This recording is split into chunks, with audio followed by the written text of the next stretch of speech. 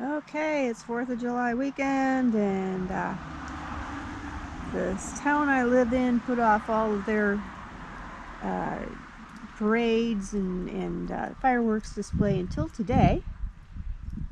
And also it's in Chicago, down in Chicago, it's NASCAR Street Race Day. So, of course it's raining. So I'm going to try to do this video between the raindrops. This is going to be kind of a short video anyway. I was just watching a video by somebody in Maryland, Zone 7, and they were discussing how they lost all their pumpkins, and that brought up a subject that I probably will tackle at length next April, at the very beginning of the season. It's advice for beginner pumpkin growers, because we all do the same thing. I have done it, and you'll probably do it, but if you listen to somebody else, maybe things will go better for you. As you can see, it's been raining, so everything has gotten much larger in the last couple of days. Okay, anyway, so the first thing I want to tell you is you're going to want to grow a giant pumpkin, right? Or maybe not. But the first year you're growing pumpkins, don't even try. What I do is try to grow a large jack-o'-lantern, and then routinely watch one of the giant pumpkin growers videos, and what you can do after that is learn from what they're doing and apply what they're doing to your jack-o'-lantern and see how big of a jack-o'-lantern you get. Okay, but if you're totally not interested in growing a giant pumpkin of any kind, here's my advice. This is just the first thing you don't do. You're going to go to the store, Home Depot, garden center, or whatever you're going to do. You're not going to buy seeds for pumpkin called Atlantic Giant. Atlantic Giant is the basis for most of the pumpkins that you see on giant pumpkin growers' channels. They may use other names for their pumpkins. That's because their pumpkins are being grown from seeds from giant pumpkin champions. And usually it's named after the grower and the year and some other number, whatever. But it's basically Atlantic Giant. As a beginner, you don't want to go anywhere near Atlantic Giant. Atlantic Giant is the pumpkin that gave pumpkin growing a bad name. It's fragile. Everything under the sun affects it.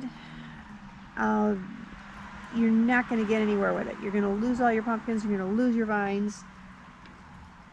It'll make you sad.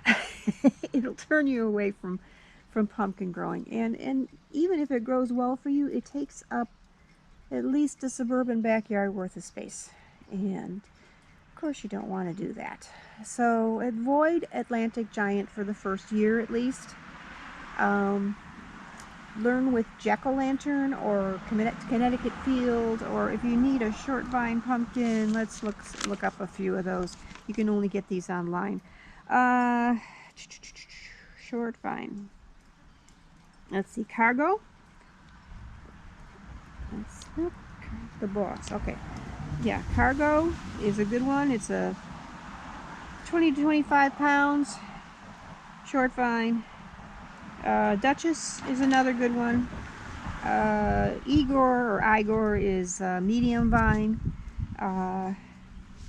That's fairly large, about 25 to 35 pounds. You can only get these online, but it's worth sending away for. If you really want to grow pumpkins but you don't have a lot of space, these will help you out.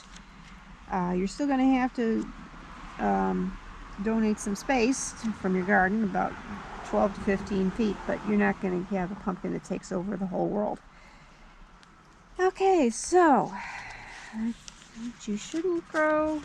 Other ones to avoid: big moose, full moon or big moon, polar bear, extra large white pumpkin. Yeah, these all have extra long vines and they're all probably as fragile as it gets. So that's my advice on your first year of growing pumpkins. And the reason I brought up the guy in Maryland is that he was growing Atlantic Giant and he lost everything. He got bacterial wilt and the vines just withered, and yeah. To this day, I've been growing pumpkins for over 20 years and I still can't get those darn things to grow. So that's my advice, and just sitting here laughing at the weather and how it always affects the NASCAR race, and how it waited 4 days to ruin the July 4th celebrations. You gotta love it. All right, well, I'll see you in a few days.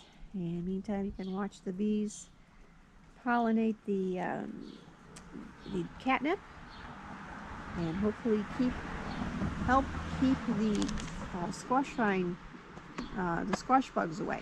Squash vine borers are not affected by catnip or white icicle radishes, by the way, just squash bugs. Okay, see you next time.